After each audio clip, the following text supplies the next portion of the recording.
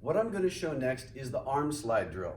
This is for those of you who measured your upward rotation of your scapula and you weren't quite near that 60-degree mark, or any of you out there who have discomfort coming overhead. This is for you. Now, this particular drill has layers to it, is the term we like to use. And so the very first part is just a wall slide. The second part is with a lift off. The third part is with an exhale. Let me talk you through those. If these are your shoulder blades, when your arm is down by your side, they should upwardly rotate. Because when you raise your arm up, it starts sort of like this with your arm down at the bottom. And as you raise your arm, the ball will start to roll up the socket. And somewhere around 90 degrees, it's going to hit the top of the socket, and a group of muscles called the rotator cuff pull it down to create space so you can get even higher. But it's going to hit the top of the socket again if the socket itself, which is part of the shoulder blade, doesn't elevate and upwardly rotate to fully clear. So that elevation and upward rotation is really important, and I think a missing piece in most people's rehab. We can make amazing gains with this. So what we're going to train is that elevation and upward rotation. If you have not been very good at this lately, when you do this drill, you're probably going to feel some cramping. Bear with it, it's harmless, it's okay. When I first learned this drill, I felt a lot of that too. Most of the time now, I don't, but still occasionally. Why? Because we all spend a lot of time down here. We don't spend a lot of time here. So making this a part of my routine has helped my shoulders a lot. In particular, if I know I'm going to do some pressing or some overhead work with my exercise, this becomes part of my warm-up drill. For you right now, it's rehab, but don't forget it, it'll be useful in the future. Let me talk about the setup. What we're going to have you do is have your right foot touching the wall, your left foot just a little bit away. The reason we do this is because most right-handers stand like this all day, so we're just kind of writing that wrong just a little bit. So I'm going to have that there, that there. Now, many of us who struggle to get overhead have this big sway back posture. You're going to try to neutralize that. And as soon as you neutralize that, your head's going to go somewhere it doesn't belong. So we're going to neutralize that too. So it's going to be neutral, and then your arms up in the shape of the letter V. That's the setup. Here, here, here, here. There's my V. Now, step one, the slide.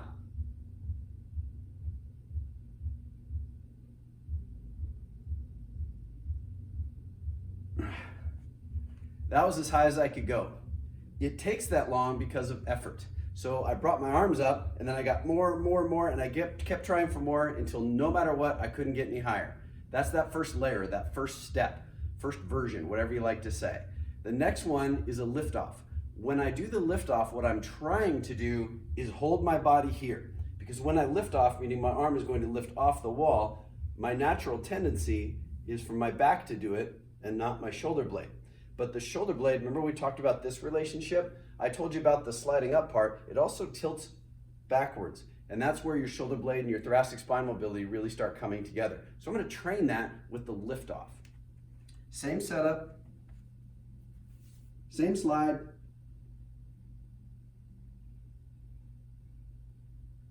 Lift off, put it back, and down.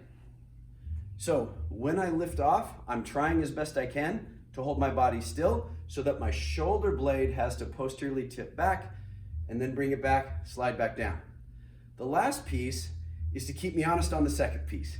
And that's what we call an exhale. That's simply what it sounds like. You're just going to blow out every ounce of air you possibly can. So you're just going to blow air into your wall. Why do we do that? Because if you put your hands right here, right on what we call the rib margin, this is the edge of my margin, or the edge of my ribs, where my abdomen is. So rib bones are hard, abdomen is soft. You'll feel that.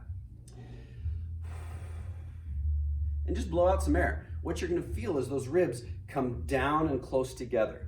So bringing those ribs down and close together is going to bring my thorax into more of a neutral position. Because when I'm up here at the end of my range of motion and I lift off, inevitably there's going to be a little bit of cheating despite the fact that I'm trying not to. So if after I lift off and put back, there was any of this, when I blow out all that air, brings those ribs down in nice alignment there, and now what is up there is true shoulder, not shoulder with a little cheat, true shoulder. So the full meal deal is the slide, the lift off, and then the exhale. Here's how it goes. Same setup, foot touch, other foot close, neutral, neutral, slide,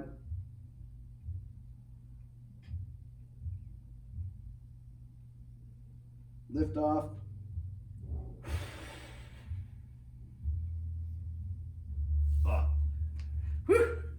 I didn't do anything, but it felt like a lot. It does wonderful things for the relationship between the shoulder blade and the body. I think you're gonna like it.